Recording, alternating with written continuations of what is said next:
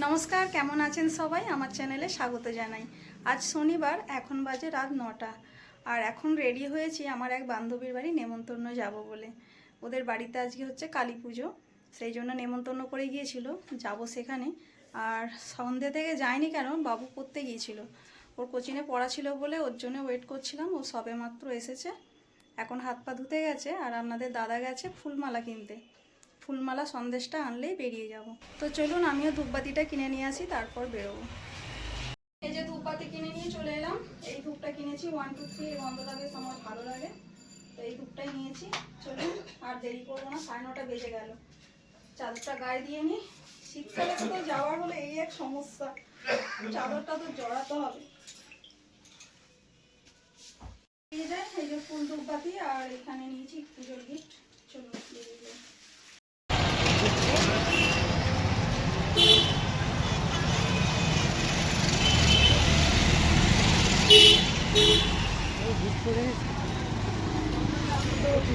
হ্যাঁ হ্যাঁ হ্যাঁ, ফাইনালি চলে এলাম বন্ধুর বাড়ি।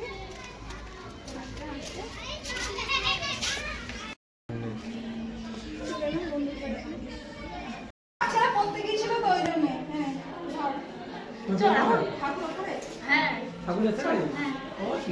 চল না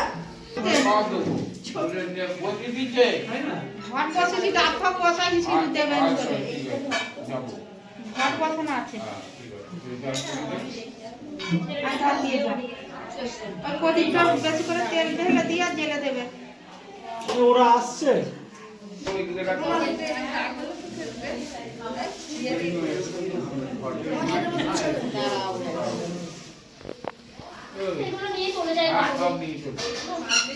বাড়িতে ঢুকতেই যাকে দেখলেন, ও আমার স্কুল লাইফের বন্ধু সুস্মিতা। ওর বাড়ির কাছেই বিয়ে হয়েছে, তাই যোগাযোগটা এখনো আছে। যাই হোক, ওর বর বিষ্ণুদা আমাকে আসার পর দায়িত্ব দিল যে মায়ের কাছে এই ফুলের তোড়াগুলো সুন্দর করে সাজিয়ে দিতে।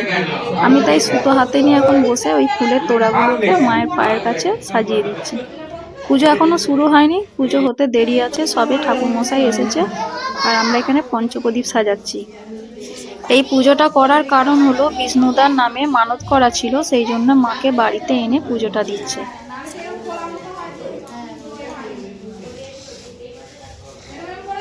আর দেখুন, আমার বন্ধু ছোট মেয়ে আমার সাথে বসে বসে পঞ্চপ্রদীপ সাজাচ্ছে।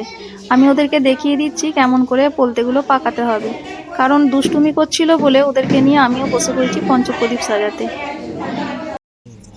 এখন 11:30 মতো বেজে গেছে। আমার বন্ধু বললো, যা তোরা খাওয়া দাওয়া সেরে নে, তারপর এসে আবার পুজো দেখবি। তো আমরা খাওয়া দাওয়া করতে চলে এলাম। ওদের ছাদেই প্যান্ডেল করা হয়েছিল। প্রথমে দিয়েছিল ভেজিটেবিল আর এই যে মায়ের ভোগ প্রসাদ, আর তারপরে করেছিল কড়াইশুটির কচুরি, আর দিয়েছিল চানা মশলা।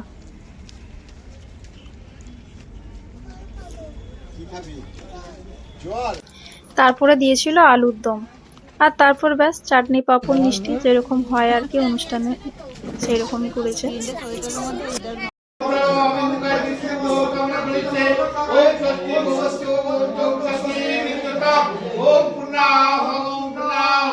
খাওয়া দাওয়া সেরে নিচে এসে দেখি মায়ের পুজো আরম্ভ হয়ে গেছে।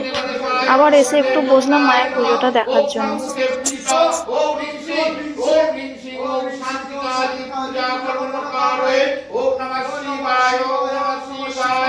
যে ঘরটিতে পুজো হচ্ছে, এই ঘরটি হচ্ছে ওদের একতলা উপরে।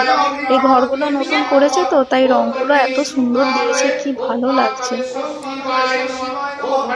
এখন রাত্রি প্রায় 12টা পেরিয়ে গেছে, আর ওদের যারা আত্মীয় স্বজন এসেছিল অনেকে খাওয়া দাওয়া করে বাড়ি চলে গেছে। শীতের দিন তো, তাই সবাই সকাল সকাল বাড়ি চলে গেছে। আর আমরা ওদের বাড়ির কয়েকজন আছে আর আমরা আছি। তো পুজোটা চাইছিলাম শেষ অবধি দেখবো, কিন্তু পুজো শেষ হতে অনেক রাত হবে, কেননা প্রহর ধরেই পুজো হবে, 4 প্রহরে পুজো হবে।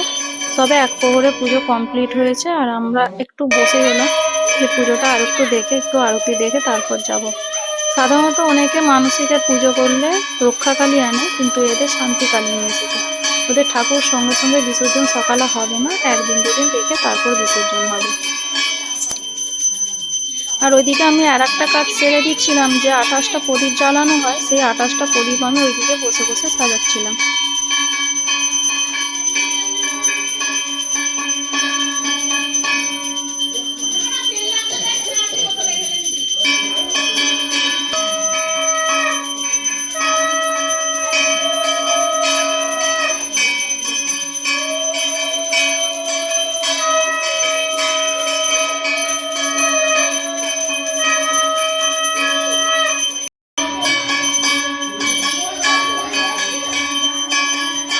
এক প্রহরে পুজোর আরতিটা হয়ে গেলেই তারপর বাড়ি ফিরবো।